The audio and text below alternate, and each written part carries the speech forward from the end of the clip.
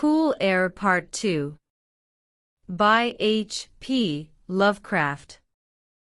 A folding couch now filled its diurnal role of sofa, and the mahogany furniture, sumptuous hangings, old paintings, and mellow bookshelves all bespoke a gentleman's study rather than a boarding-house bedroom. I now saw that the hall room above mine, the little room of bottles and machines which Mrs. Herrero had mentioned, was merely the laboratory of the doctor, and that his main living quarters lay in the spacious adjoining room, whose convenient alcoves and large contiguous bathroom permitted him to hide all dressers and obtrusive utilitarian devices. Dr. Munoz, most certainly, was a man of birth, cultivation, and discrimination. The figure before me was short but exquisitely proportioned, and clad in somewhat formal dress of perfect cut and fit. A hybrid face of masterful though not arrogant expression was adorned by a short iron-gray full beard, and an old-fashioned pince-nez shielded the full, dark eyes and surmounted an aquiline nose which gave a Moorish touch to a physiognomy otherwise dominantly Celt-Iberian. Thick, well-trimmed hair that argued the punctual calls of a barber was parted gracefully above a high forehead, and the whole picture was one of striking intelligence and superior blood and breeding. Nevertheless, as I saw Dr. Munoz in that blast of cool air, I felt a repugnance which nothing in his aspect could justify. Only his lividly inclined complexion and coldness of touch could have afforded a physical basis for this feeling, and even these things should have been excusable considering the man's known invalidism. It might, too, have been the singular cold that alienated me, for such chilliness was abnormal on so hot a day, and the abnormal always excites aversion, distrust, and fear. But repugnance was soon forgotten in admiration, for the strange physician's extreme skill at once became manifest despite the ice-coldness and shakiness of his bloodless-looking hands.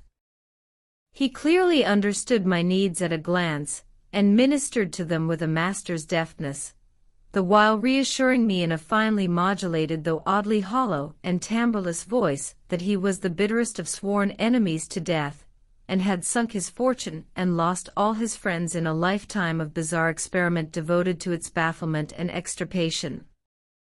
Something of the benevolent fanatic seemed to reside in him, and he rambled on almost garrulously as he sounded my chest and mixed a suitable draught of drugs fetched from the smaller laboratory room. Evidently he found the society of a well-born man a rare novelty in this dingy environment, and was moved to unaccustomed speech as memories of better days surged over him.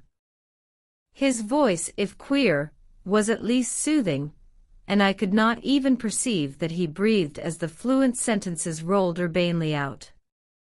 He sought to distract my mind from my own seizure by speaking of his theories and experiments, and I remember his tactfully consoling me about my weak heart by insisting that will and consciousness are stronger than organic life itself, so that if a bodily frame be but originally healthy and carefully preserved, it may through a scientific enhancement of these qualities retain a kind of nervous animation despite the most serious impairments, defects, or even absences in the battery of specific organs.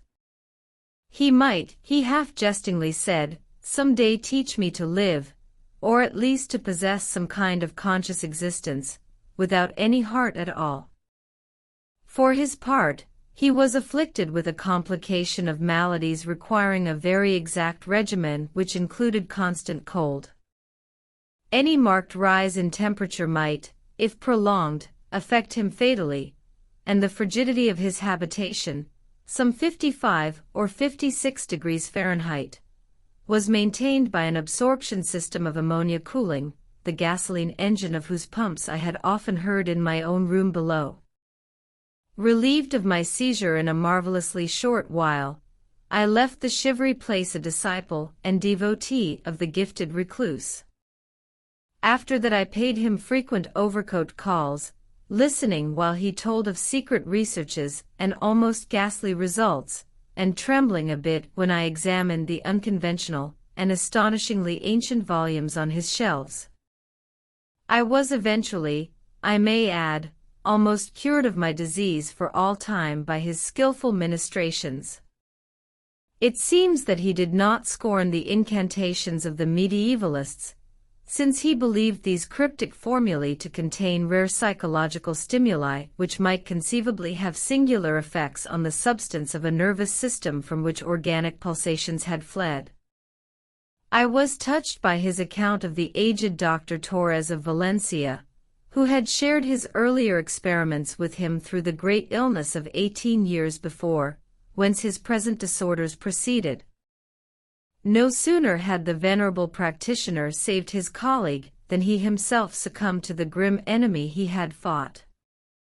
Perhaps the strain had been too great, for Dr. Munoz made it whisperingly clear, though not in detail, that the methods of healing had been most extraordinary, involving scenes and processes not welcomed by elderly and conservative gallants. As the weeks passed, I observed with regret that my new friend was indeed slowly, but unmistakably losing ground physically, as Mrs. Herrero had suggested. Continues. If you enjoyed this video, don't forget to give it a thumbs up and subscribe to the channel so you don't miss out on